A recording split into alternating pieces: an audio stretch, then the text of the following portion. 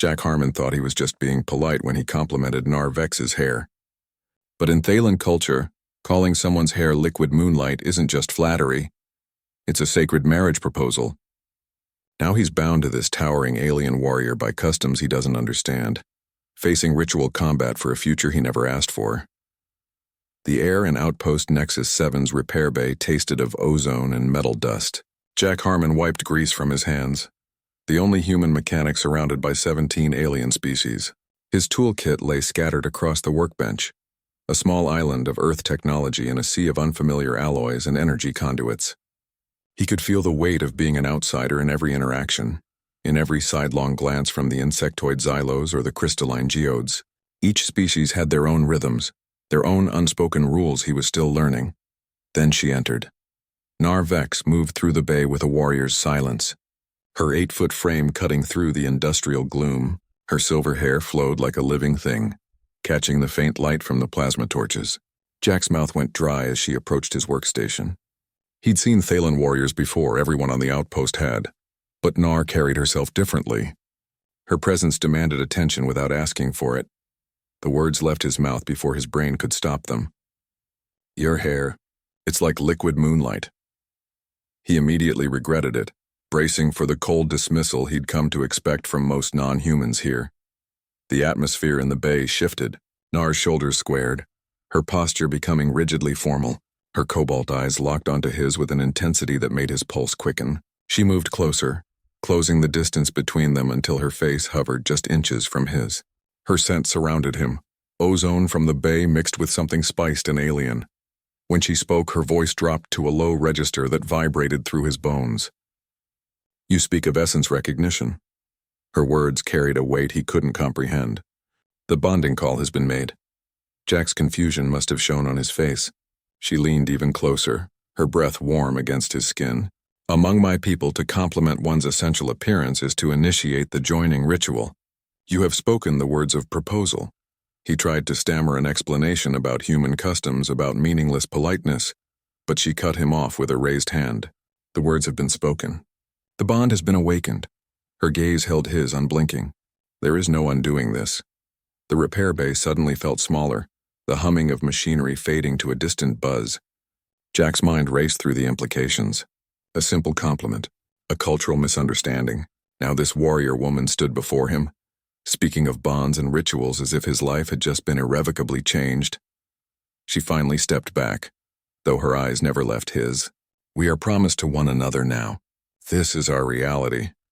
The finality in her tone left no room for argument. Jack's world had just expanded and contracted simultaneously, his future rewritten by 6 careless words spoken in a dusty repair bay. The metallic silence returned, but now it carried the weight of something ancient and binding. Jack's protest died in his throat as Nar's expression remained unchanged. She spoke with the flat certainty of someone stating universal law. You described my essence. Among Thaylen, that is the opening ritual phrase, the first step. Her eyes held his, no warmth in them, only stark fact. My acceptance completed the bond. The contract is sealed. He found his voice, the words rushing out. It was just a compliment. A polite thing humans say. I didn't mean... He gestured helplessly at the space between them. I don't even know you. Nar's head tilted slightly. The movement was predatory, analytical. Intention is a human luxury. For my people, action carries the weight. Your words were the action. They cannot be unspoken. She stepped closer again, and he caught the faint scent of her skin, something like cooled metal and distant rain. You awakened the call within me. It is a physiological response, not a choice. My body recognized your words. My acceptance was the only possible answer. Jack's mind spun, trying to find a foothold in the crumbling landscape of his old reality. A marital contract. Binding. Sacred. The words echoed with a finality that chilled him. He thought of Earth, of human dating, of the slow, careful dance of getting to know someone. This was its violent opposite. A single sentence had bypassed it all. There has to be a way to undo this, he argued, a desperate edge to his voice. A council, an elder, someone who can annul it. It was a mistake. There is no annulment, she stated, her tone leaving no room for doubt. The bond is lifelong. To break it is to declare yourself oathless. Outcast. She paused, her gaze sweeping the repair bay as if seeing the surrounding outpost for the first time. And it is not merely personal. Our bonding is now a political fact. The weight of her words settled over him. Outpost Nexus 7 was a delicate ecosystem of 17 species, each with their own agendas and alliances.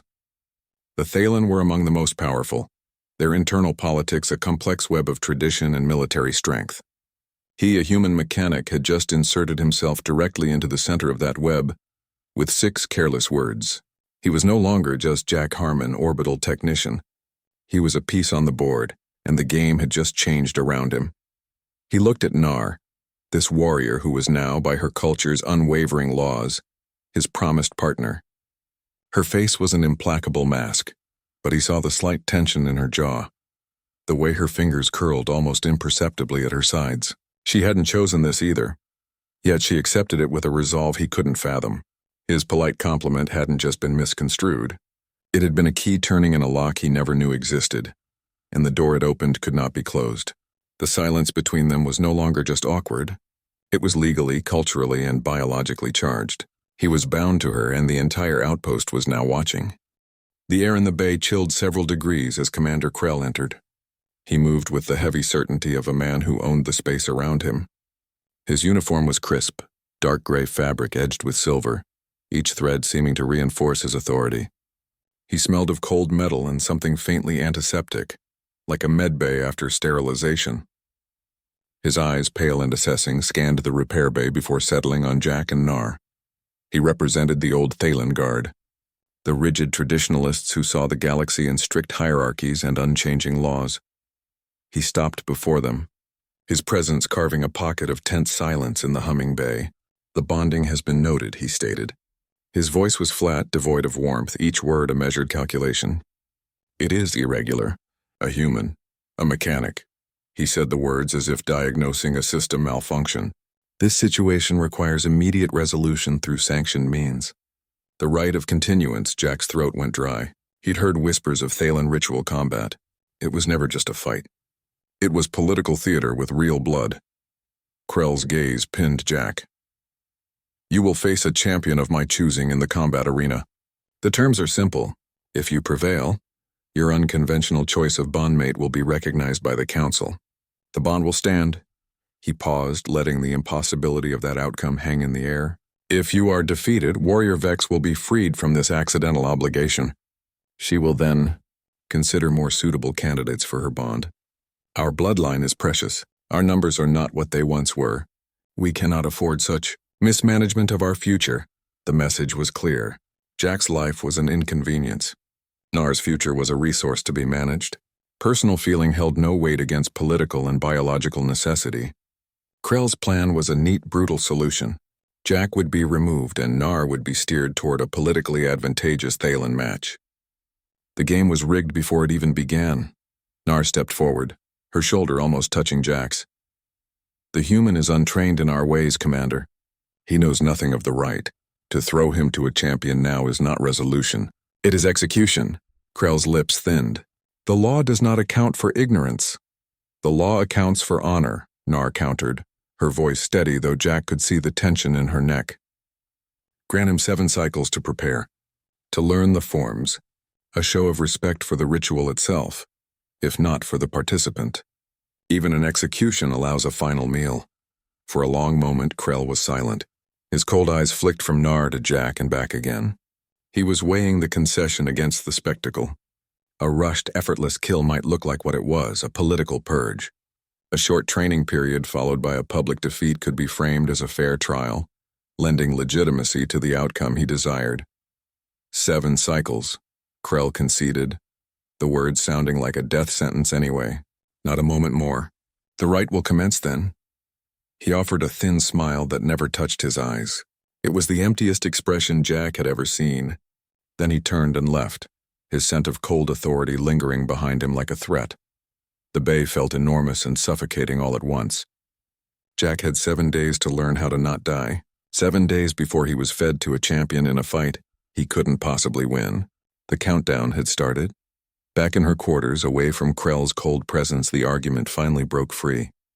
Jack paced the small, clean space, his boots silent on the floor. This isn't fair. You know it isn't. I didn't mean it. It wasn't a proposal. It was just a thing people say.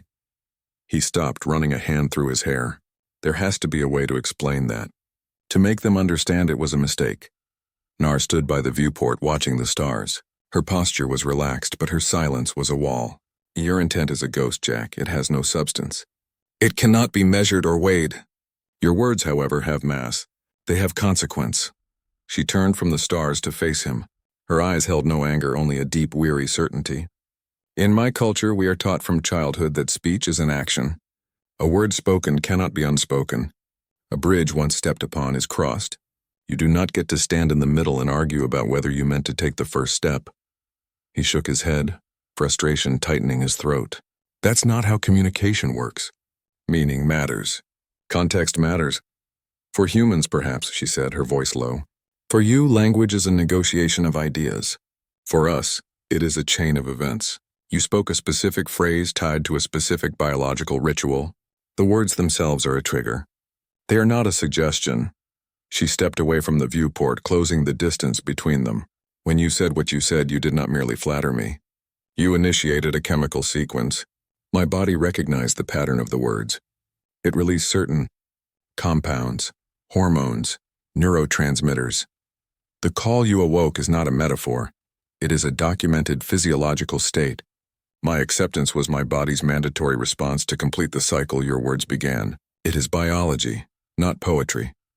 Jack stared at her, the clinical explanation somehow more terrifying than any mystical one. It wasn't about magic or ancient vows. It was about chemistry.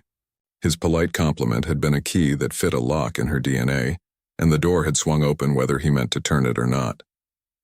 His argument about fairness and intent suddenly felt childish, pointless. You couldn't argue with a chemical reaction. You couldn't reason with a triggered hormone.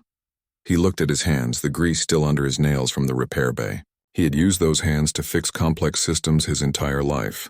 He understood cause and effect. A loose wire caused a power surge. A misaligned coupling caused a pressure leak. His words had been the loose wire. The bonding was the system failure. His intent was irrelevant. The action was everything. The reality of it settled on him, heavy and final. He had been operating on a human rulebook where apologies could fix misunderstandings. She lived by a different set of laws, where actions created facts that could not be undone. The bridge was crossed. The chemical reaction was complete. There was no going back to the person he was before he opened his mouth in that bay. The fight drained out of him, replaced by a hollow understanding. Some mistakes could not be taken back. Some paths once started had to be walked to the end. He was on that path now, and arguing about the first step was a waste of the few breaths he had left. Nar led him through a doorway he hadn't noticed before, hidden behind a seamless section of wall in her quarters. The space beyond was nothing like the sterile corridors of the outpost. Warm golden light emanated from living mosses clinging to curved walls. The air smelled of damp earth and blooming night flowers. Soft, bioluminescent fungi traced patterns across the ceiling like a captured constellation. It was a pocket of wild, living things tucked inside the metal and alloy of the station. Jack stood there, taking it in. This sanctuary spoke of a side of Nar he hadn't seen. A deep connection to something organic and ancient. A stark contrast to the warrior who moved with mechanical precision. She went to a low stone basin carved directly into the wall. From it, she lifted a crystalline vessel, its facets catching the soft light and scattering it. It was filled with a liquid that glowed with a faint internal luminescence, shifting between silver and pale gold. She held it out to him. "This is Thal nectar," she said, her voice softer here, blending with the gentle hum of the space. "It will help. It opens pathways, makes learning faster. Your body can process it. It is not a poison to your kind." Her explanation was simple, matter-of-fact. A tool for a job. Jack took the cool crystal in his hands. He hesitated for only a second, looking from the glowing liquid to her unwavering gaze. Trust was a luxury he couldn't afford, but curiosity and desperation were stronger. He brought the vessel to his lips and took a small, cautious sip. The flavor was immediate and complex. It bloomed on his tongue like warm honey infused with the crisp, clean tang of a cold night sky, like swallowing a piece of starlight. It was sweet but not cloying, with an electric aftertaste that tingled on his palate. The effect was not subtle. The moss on the walls seemed to brighten, each frond sharply defined. The faint scent of the flowers amplified, each note distinct and layered.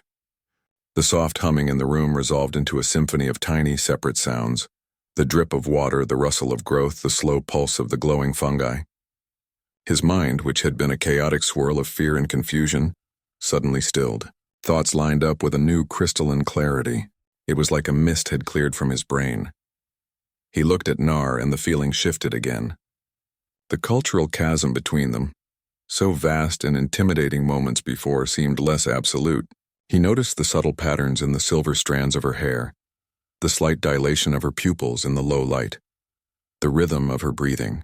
He felt her presence not just as a physical fact in the room, but as a tangible energy, a warmth that resonated against his own skin. When she spoke next, her Thaylen accent, usually a barrier he had to concentrate to parse, seemed to unravel itself. The cadence of her words made a new kind of sense, the meaning arriving in his mind a fraction of a second before his ears even finished hearing the sounds. The nectar was doing more than sharpening his senses. It was weaving a thread between them, blurring the hard line that separated his human perception from her Thaylen reality. It was a key, turning in the lock of his own biology, opening a door to a way of being he had not known was possible. The tool was meant for learning, but its first lesson was one of connection. The effects of the nectar settled into a low hum in Jack's veins. The sharp edges of his panic softened. The alien sanctuary around them felt less foreign, more like a quiet shared space.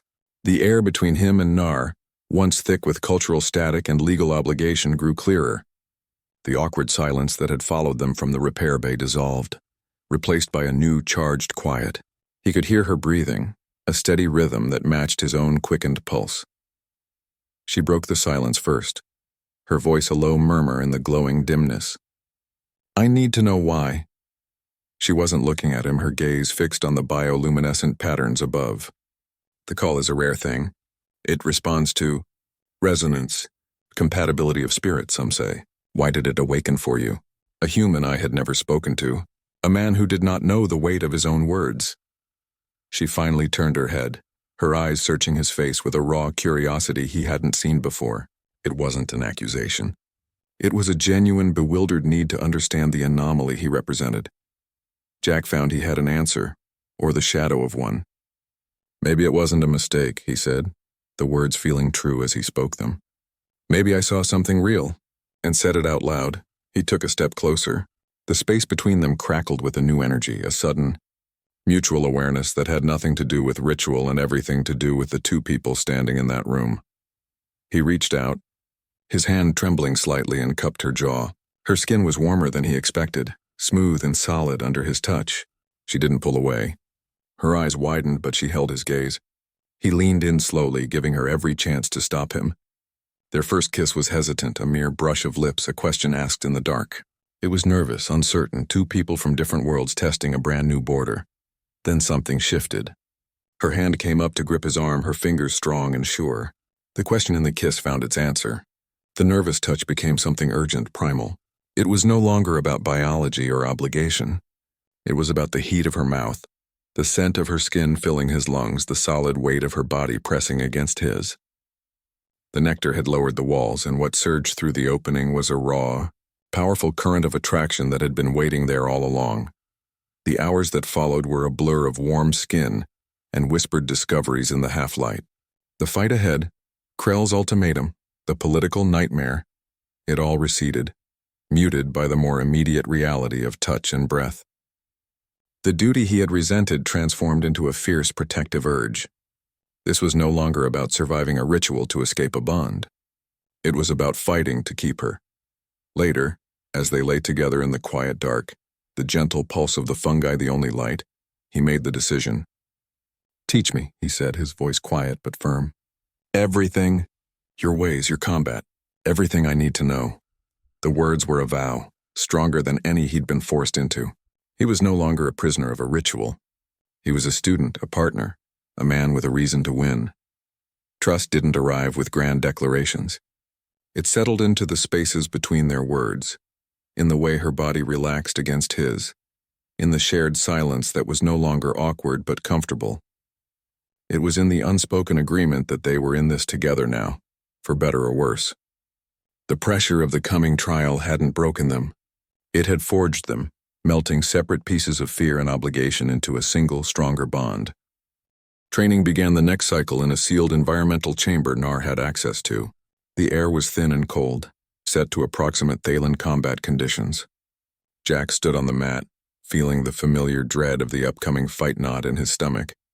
Nar circled him, her eyes scanning his body with a detached analytical focus he recognized from her work in the bay. She was assessing him like a piece of machinery looking for faults, weaknesses, tolerances. She had him run through basic movements, stretches, push-ups, a series of strikes against a padded post. Her expression remained neutral, but he saw the slight frown of someone whose calculations weren't adding up. She had him grip a pressure sensor.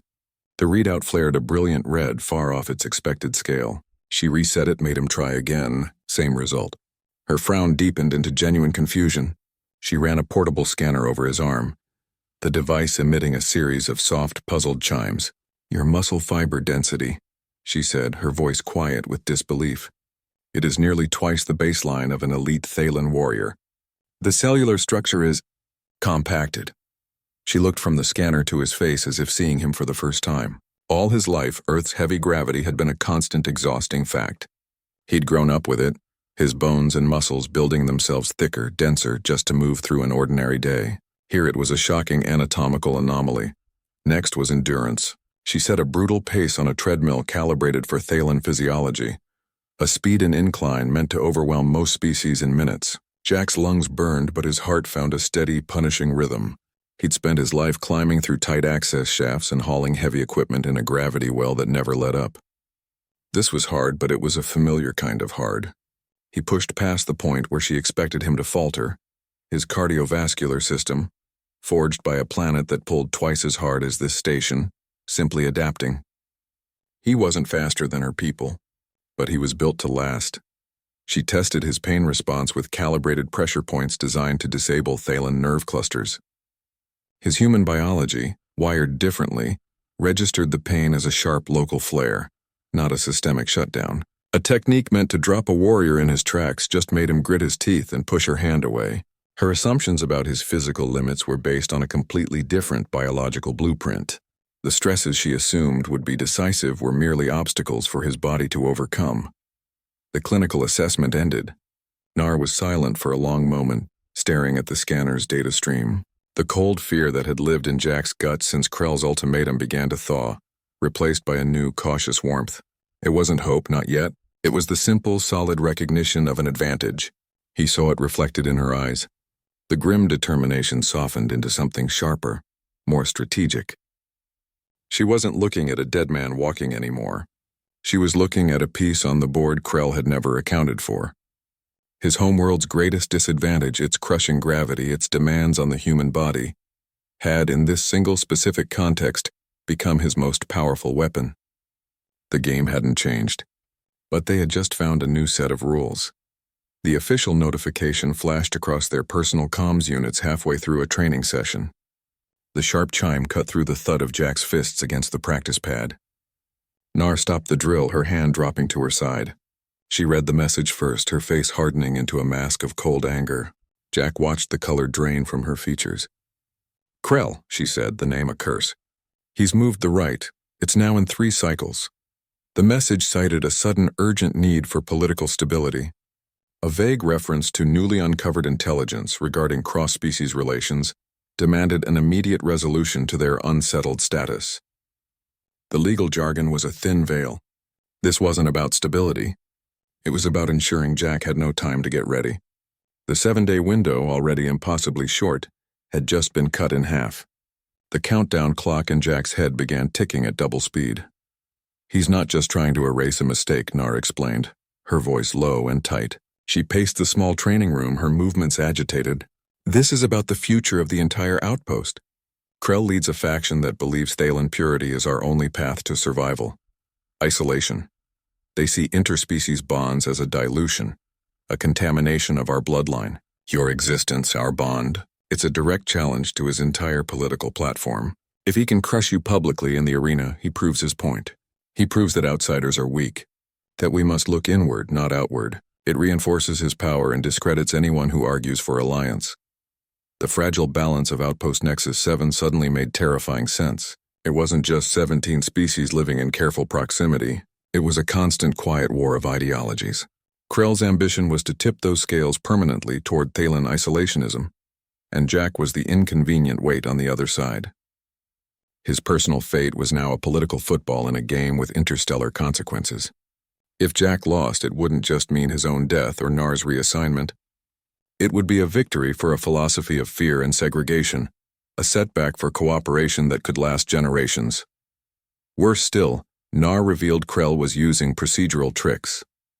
He had petitioned the Outpost Council for an emergency ruling, arguing that the unique circumstances, a human involved in a sacred Thaylen rite, constituted an unprecedented scenario. Established norms and traditional waiting periods could be overridden by a council vote for the sake of preserving interspecies harmony. He was using their own diversity against them, twisting the council's purpose to serve his narrow goals. He was changing the rules of the game while it was already in play.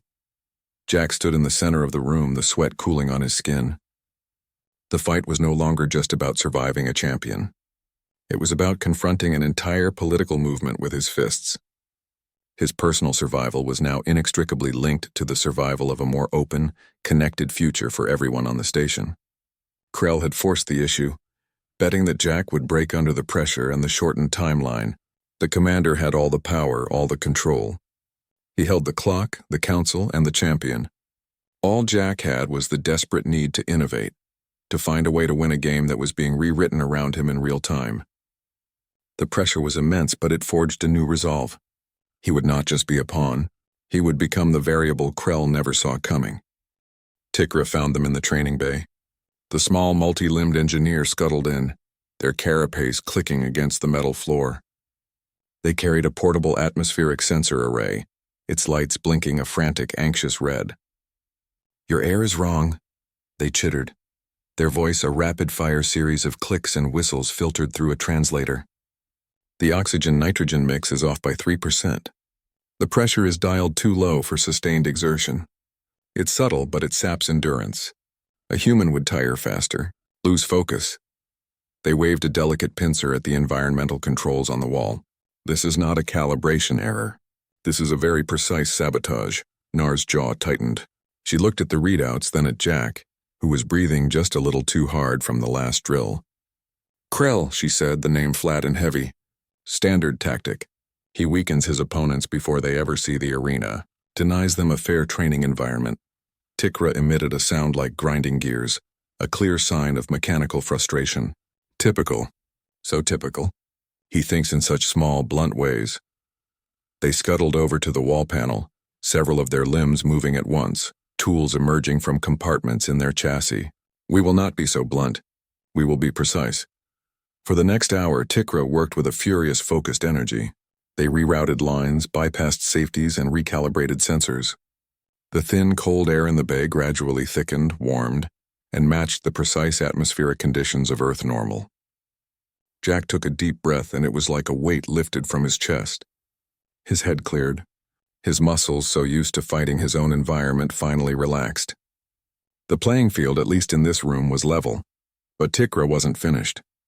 "The arena will be set to Thaylen standard," the engineer explained, their pincers assembling a new device from spare parts on a nearby bench. Cold, thin, meant to give their champion every edge. "Krell will control the atmospheric systems. We cannot change that." They held up the finished device. It was a compact disc, no larger than Jack's palm, with a simple activation stud. "This is a localized environmental compensator. It will not change the whole arena. That would be detected. But it will create a small pocket, a bubble of your home atmosphere around you. For a very short time." Jack took the device. It was cool and surprisingly heavy for its size. "How long?" 30 seconds, Tikra chittered. "Maybe 35 if the polarity holds. A single burst. It dumps a concentrated payload of pressurized Earth-normal mix. It will overwhelm the local sensors for a moment. Create a bubble of air that feels like home. Your body will respond. Your strength, your focus. It will all peak for that half minute. You must use it at the perfect moment. It is a key that only fits one lock." The plan was audacious. Krell controlled the arena, the rules, the champion, but he didn't control Tikra's ingenuity. This small, unassuming engineer, who usually concerned themselves with coolant leaks and power conduits, had just handed Jack a weapon Krell would never see coming. It wasn't a blade or a gun. It was 30 seconds of familiar air, a tiny temporary piece of Earth on an alien battlefield. It was the smallest of gears, but it had the potential to turn the entire machine of Krell's scheme right off its axis. The alliance was sealed not with a handshake, but with the quiet click of a well-made tool. Krell's champion found Jack in a quiet corridor 2 cycles before the right. Vaughn was a mountain of sculpted muscle and grim silence, his presence blocking the light from the glow panels. He did not attack. He simply stood there, his gaze assessing. "He thinks you are a problem to be erased," Vaughn said. His voice was a low rumble like stone grinding against stone. "A political inconvenience. A stain on tradition." He took a step closer, not with aggression, but with a weary curiosity. "He believes this ritual will prove that strength lies in purity, in separation." Jack stayed ready, his body coiled, expecting a trick. This was Krell's chosen weapon. Yet the attack didn't come. "I have fought in many rites," Vaughn continued, his eyes scanning the empty corridor as if it were a battlefield. "I have enforced the old ways.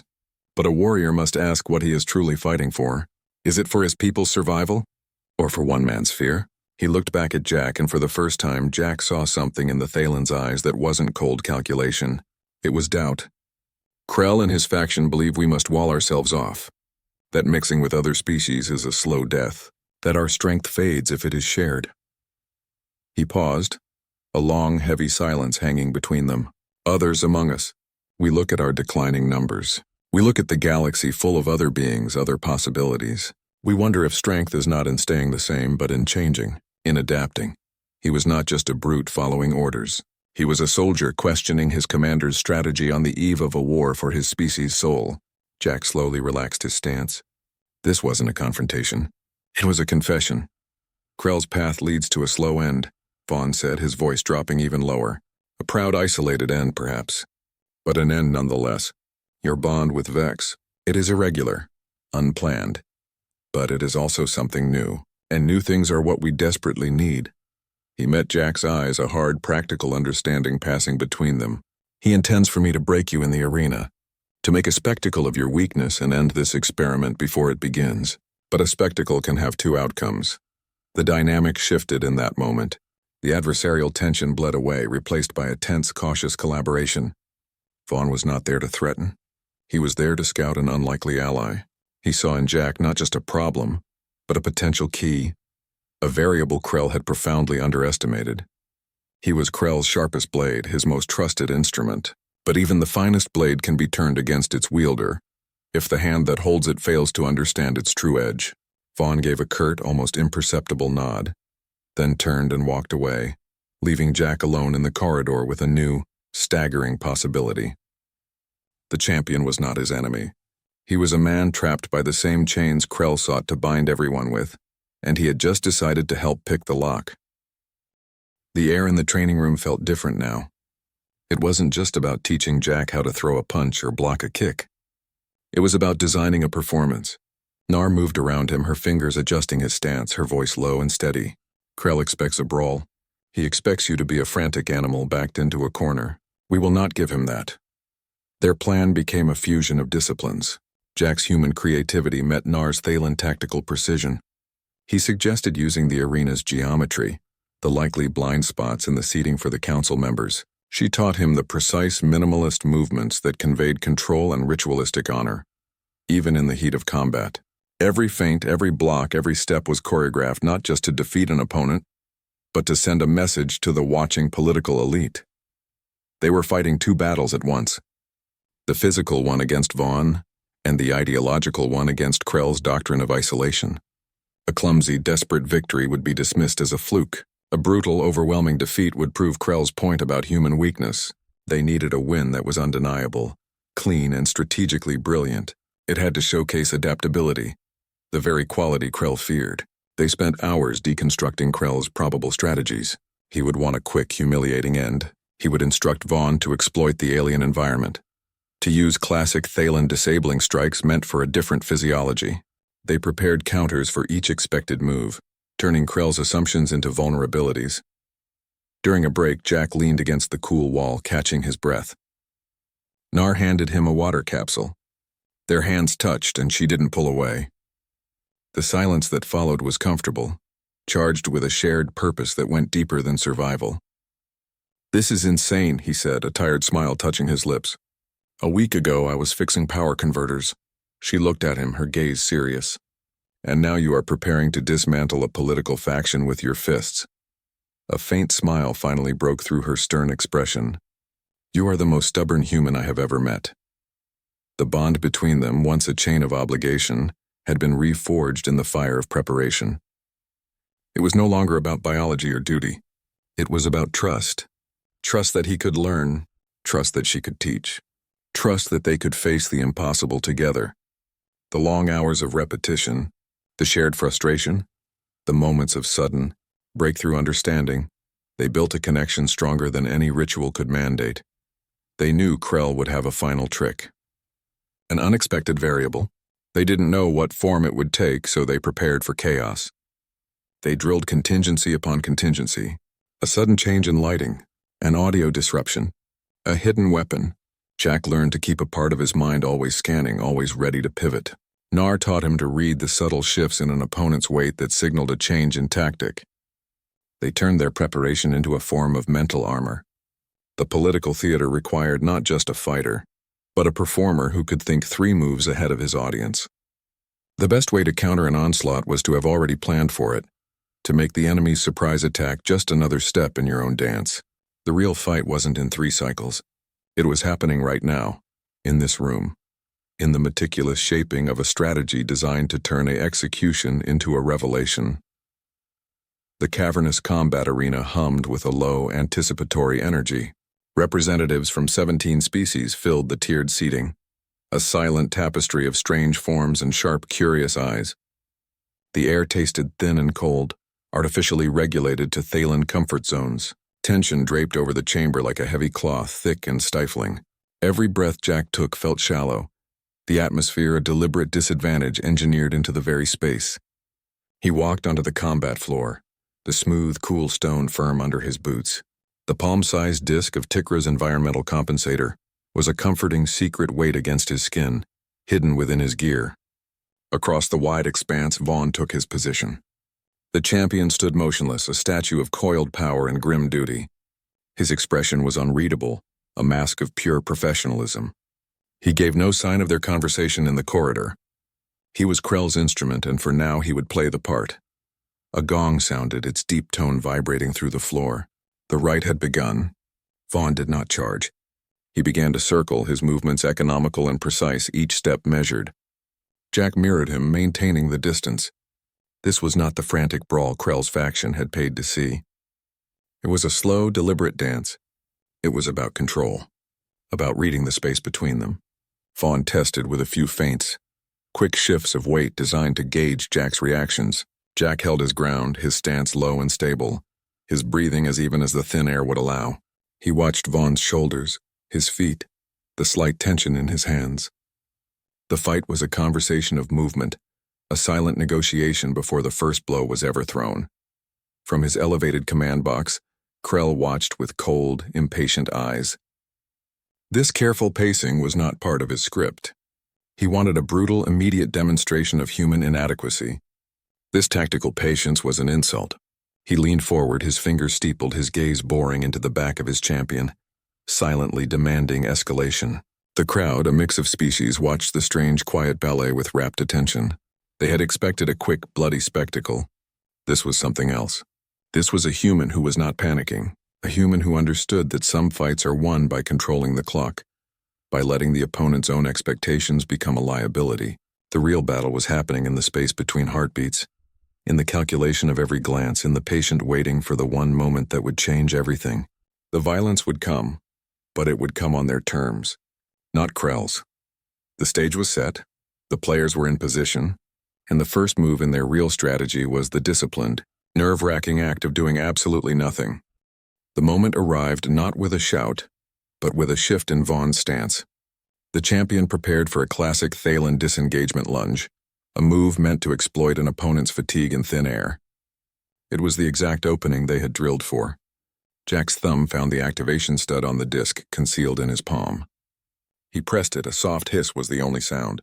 For a split second, nothing happened. Then the air around him changed. It was immediate and profound. The thin, cold atmosphere of the arena was suddenly displaced by a thick, warm, oxygen-rich bubble. It was like stepping from a frigid mountain peak directly into a sea-level afternoon on a perfect spring day back home. He took one deep, involuntary breath. His lungs, which had been straining for every molecule, suddenly flooded with air so rich it was almost sweet. The slight headache from the altitude vanished. The persistent burn in his muscles cooled and faded. His body responded with a shocking, explosive efficiency. It was a physiological lightning strike. The constant low-grade strain of fighting the alien environment was gone. Every movement felt lighter, faster, sharper. His senses snapped into hyper-focus. He could see the individual pores on Vaughn's skin, count the dust motes swirling in the air around them. The champion executed his lunge, a move designed to be unstoppable against a winded, oxygen-starved opponent. But Jack wasn't winded.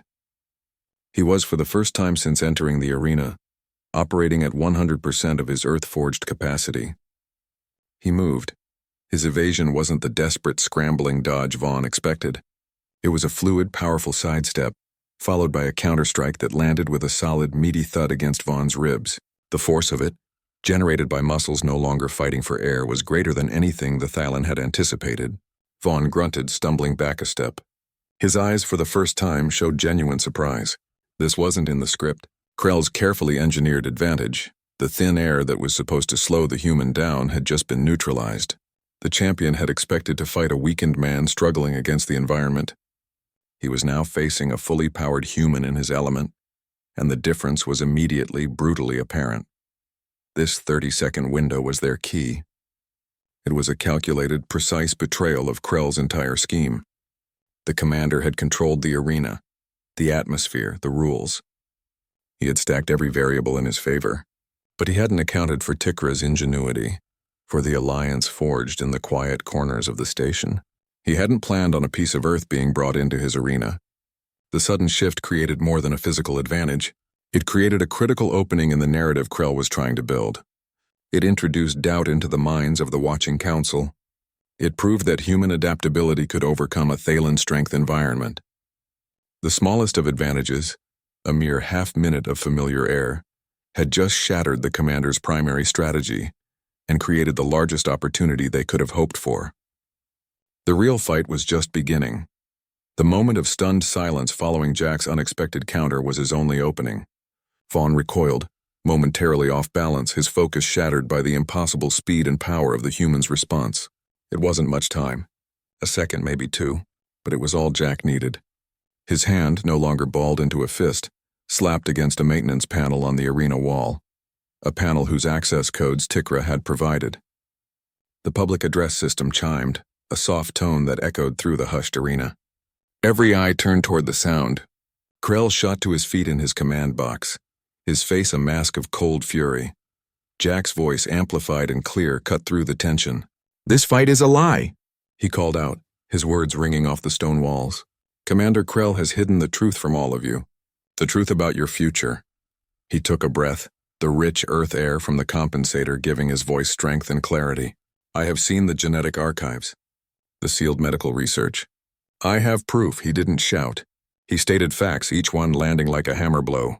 The Thaylen are not a dying race doomed to isolation. Your species is not genetically isolated. The research Krell suppressed proves significant. Viable compatibility exists with at least 6 other species on this outpost, including humans. A wave of confused murmurs rippled through the crowd. The so-called bloodline crisis is a political fabrication. Krell and his faction have hidden these findings for years. They have buried scientific truth to maintain a narrative of fear and purity. They wanted you to believe your only hope was to close ranks, to reject the galaxy. The truth is, your hope has been here all along, living beside you, and they deliberately blinded you to it. He laid it out with brutal simplicity. Cross-species embryos viable to the 2nd trimester. Successful cellular integration studies. A future of alliance and growth. Meticulously documented and then locked away in classified data vaults.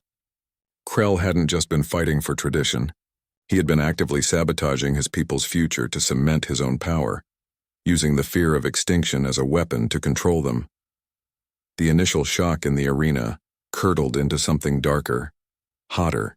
The murmurs became angry shouts. Delegates from the named compatible species stood up, their expressions shifting from curiosity to outrage. The Thaylen in the crowd looked from Jack to Krell, their faces a storm of betrayal and dawning horror. The foundation of Krell's political power wasn't just cracking. It was vaporizing under the glare of exposed truth. He had built his empire on a single terrible lie, and Jack had just torn the facade away in front of the entire outpost. The fight in the arena was forgotten. The real battle was now raging in the hearts and minds of every being watching. The truth, once released, could not be contained. It was a force more powerful than any champion, and it was now hurtling toward Krell with the unstoppable momentum of a betrayed people's anger. The roar of the crowd faded to a tense, crackling silence. The air in the arena still held the charge of Jack's accusation, the weight of the exposed lie pressing down on everyone. All eyes were fixed on Commander Krell's box, waiting for his denial, his counterattack, the next move in his game. But the next move came from the sands of the arena itself. Vaughn turned. He did not look at Jack. His gaze was locked on Krell. He moved with a purpose that was neither attack nor defense. He simply planted himself squarely between the human and the commander's elevated position. He became a living shield, his broad back to Jack, facing the source of the corruption. The gesture was unmistakable. It was a physical denial of Krell's authority. His voice, when it came, did not shout. It carried across the silent arena with the flat, resonant force of a judge's gavel. I stand with the human. The words were simple, absolute. They hung in the air, a defiance so pure it was almost serene. He was not declaring for a person. He was declaring for the truth. The commander's path is a death sentence for our people, wrapped in the flag of tradition. I will not be the instrument of that death. This was the culmination of every doubt, every quiet question Vaughn had carried. The warrior's code he had lived by, absolute obedience, loyalty to the chain of command, shattered under the weight of a greater loyalty. Loyalty to the future of his species, to survival itself. The code was a tool for protection, not for suicide, and Krell was asking him to use it to destroy their only real hope. It was a watershed moment. You could feel the shift in the chamber. It was in the way the other Thaylen warriors in the crowd slowly straightened, their eyes moving from their disgraced commander to the champion who had chosen principle over power. It was in the collective inhalation of the other species, witnessing the fracture in the once monolithic Thaylen power structure. This was not a coup. It was a correction. Vaughn's choice was a beacon, signaling that the Thaylen were not a single-minded bloc, that there was another way forward, a path of alliance and adaptation, and it had champions of its own. His defiance was the final, crucial piece of the puzzle Jack had exposed. The data was the evidence. Vaughn's stand was the validation. It proved that the thirst for a shared future wasn't just an outsider's dream. It lived within the heart of Krell's own forces. The champion's arc, from dutiful weapon to independent moral agent, was complete. He had been Krell's sharpest blade, his most trusted instrument. But a tool has no allegiance to the hand that wields it. Its only true loyalty is to its purpose. And Vaughn had just rediscovered his, ensuring his people lived on, even if it meant turning his edge against the man who sought to control them. True loyalty isn't blind obedience. Sometimes the most profound act of loyalty to your people is to stand against the leader who is leading them off a cliff. The council's decision was swift and unanimous. The proof Jack provided was too damning, the implications too vast to ignore. Krell's carefully constructed reality, built on lies and hidden data, shattered under the cold light of truth. His authority, which had seemed as solid and unshakable as the arena walls, crumbled in minutes. The foundation of his power wasn't just cracked. It turned to dust. You could see it in the faces of his own supporters. The Thaylen delegates who had backed his isolationist policies now looked at him not with loyalty, but with a cold, sick fury. They had believed his narrative of a pure, endangered bloodline. They had voted for walls and restrictions based on his assurances. Now they saw the suppressed genetic archives, the successful compatibility studies he had personally classified. Their trust was the first thing to die. A leader's power is a loan from his people, and Krell had just defaulted on every credit. His manipulation of the records was the fatal blow. It wasn't a policy difference or a strategic error. It was a fundamental betrayal of his duty. He hadn't just advocated for isolation. He had actively stolen their future to enforce it. He had hidden scientific fact to feed a political fiction. The old guard's entire platform of self-preservation through purity collapsed under the weight of its own hypocrisy. You can't claim to be saving your people while secretly destroying their best chance of survival. The narrative they had used to control the populace for years was exposed as a weapon of control, not a plan for salvation. The collapse was not quiet. It was a visible unraveling.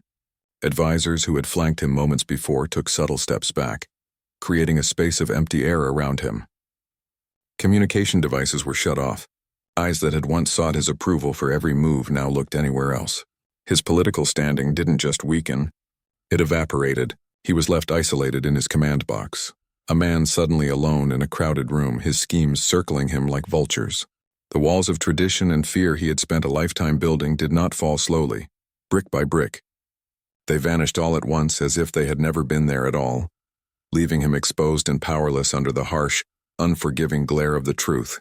The political consequence of the exposure was total and irreversible. Krell was finished. His name would become a footnote in Thaylen history, a cautionary tale about the corrupting nature of power and the inevitable downfall that awaits those who try to stand against progress. The truth is a force that cannot be contained or controlled. Once released, it moves with a weight and a speed that can topple empires and break the strongest of men. The political dust settled not into more division, but into a new kind of order. The power vacuum Krell left behind was not filled by another strong man. It was filled by a council, a true multi-species partnership built on the transparent data Jack had exposed. The fear and isolation that defined the old guard were replaced by a cautious, determined hope.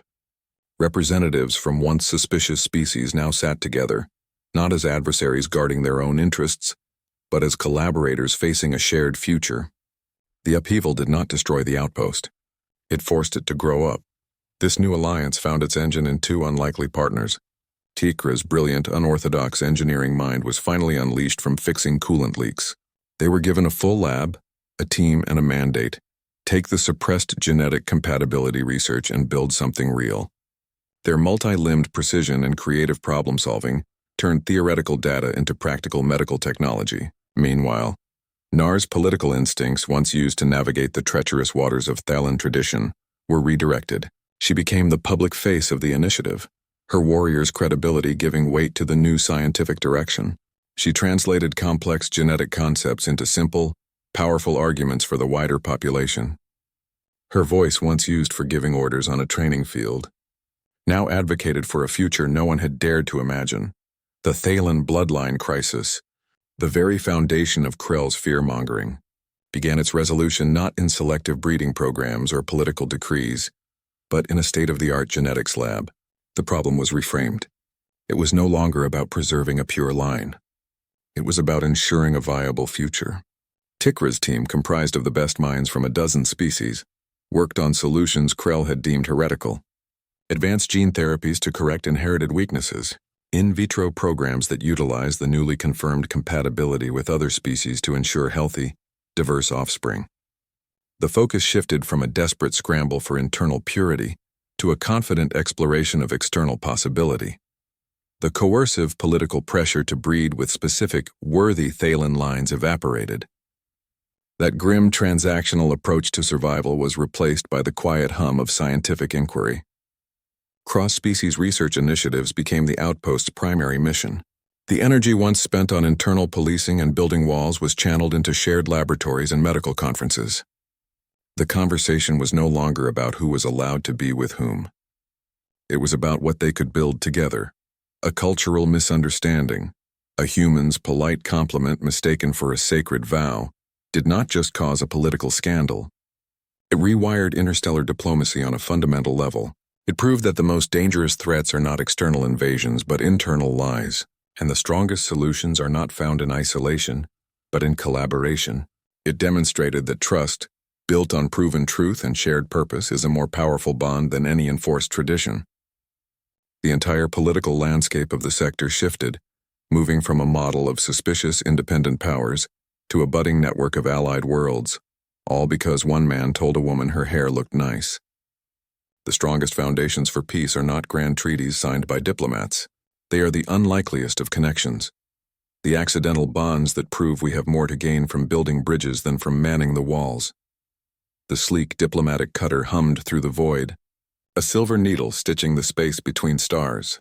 3 months after the arena, Jack and Nar stood at the main viewport not as a mechanic and a warrior, but as appointed ambassadors.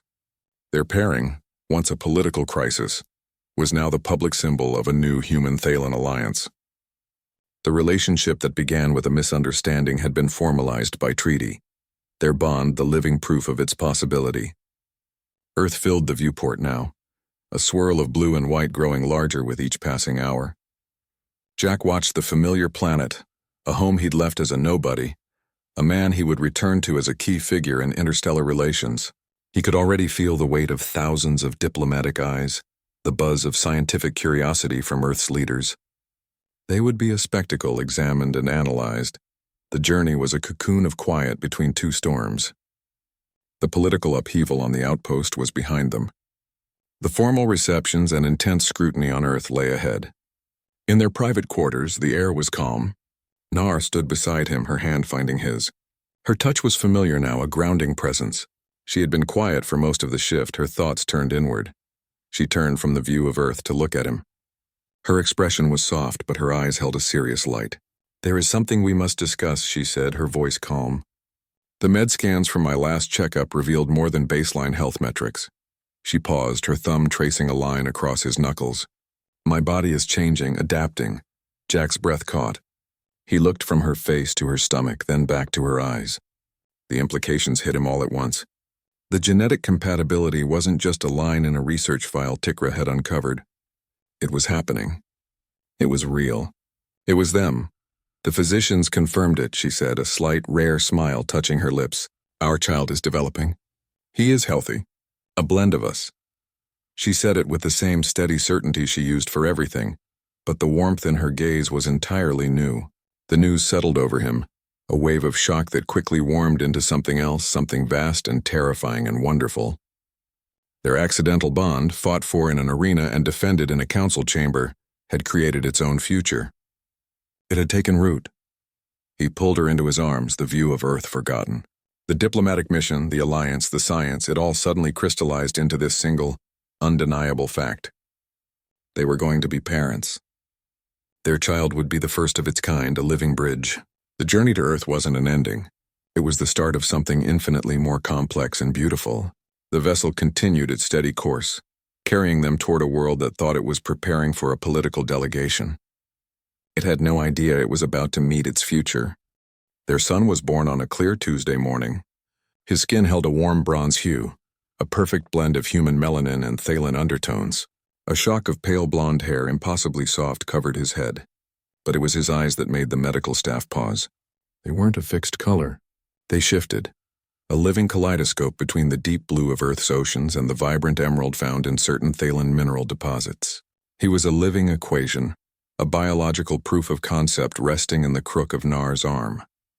Jack watched them from the doorway, his own heart a frantic drum against his ribs. He saw the careful way Nar held the child, her warrior's strength tempered into an absolute fierce tenderness. She looked up, her own eyes a steady cobalt meeting his. "His name is Elian," she said, her voice soft but clear in the quiet room. "In the oldest dialect of my people, it means the bridge, the connection between separate shores." The name was not just a hope. It was a statement of fact. Elian was that bridge. His very existence silenced the last remaining whispers of opposition back on the outpost. The data Jack had exposed was one thing: graphs, statistics, genetic sequences on a screen. They could be debated, questioned, picked apart by skeptics. A living, breathing infant was another matter entirely. He was the undeniable evidence. He was science you could hold in your arms. The theoretical compatibility was now a small, sleeping reality with 10 fingers and 10 toes. News of his birth spread through Earth's diplomatic and scientific communities not as gossip, but as a verified milestone. Celebrations were quiet, professional but deeply felt. Medical researchers who had pored over the stolen Thaylen data now had a subject, a living roadmap to understanding the intersection of their species. Diplomatic teams, once tasked with building an alliance on treaties and promises, now had a symbol. They had a face for the future they were working toward. The abstract concept of peaceful coexistence became, for the first time, a tangible, crying, hungry little person. His presence rewrote the narrative completely. The alliance was no longer a political experiment or a daring gamble. It was a biological inevitability. It was the next logical step. The potential that had been a point of ideological debate was now a child who needed to be fed, changed, and loved. The future of human-Thaylen relations was no longer built on the shaky ground of promises and signed documents. It was built on the solid, irrefutable proof of Elian's healthy lungs, his curious eyes, his grasping hands. He was the answer to every critic, the validation of every risk taken. You cannot argue with a baby. You can only welcome him, and in doing so, welcome the new world he represents. The bridge was not a metaphor anymore. It was a person. And he had already begun to change everything simply by being here. Jack's story proves a single misunderstanding can rewrite history. A polite compliment in a repair bay didn't just start a romance. It ignited a political revolution, toppled a corrupt leader, and forged a new interstellar alliance. Their union became a blueprint, moving two cultures from suspicion to collaboration. The most profound duties aren't the ones we choose, but the ones that choose us. Sometimes the future of entire worlds rests not on grand speeches or battle fleets, but on the courage to build a bridge from a simple, honest moment between two people.